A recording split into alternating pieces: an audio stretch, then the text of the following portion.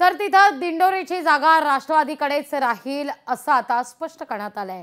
इतकंच नाही तर नरहरी झिरवळच दिंडोरीतून उमेदवार असतील असं देखील सुनील तटकरे घोषणाच करतायत। महायुतीतील जागा वाटपापूर्वीच तटकरेंची ही घोषणा आहे। अजिबात आहे अजिबात नाही म्हणजे मी सुरुवातीपासून एकच सांगतो का साहेब हे सगळ्यांचं दैवत आहे।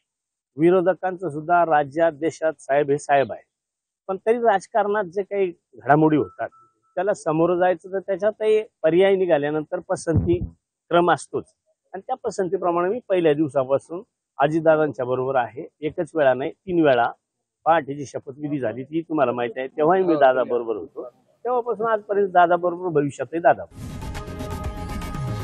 लोकशाही मराठी ऐका, पहा, जागरूक रहा।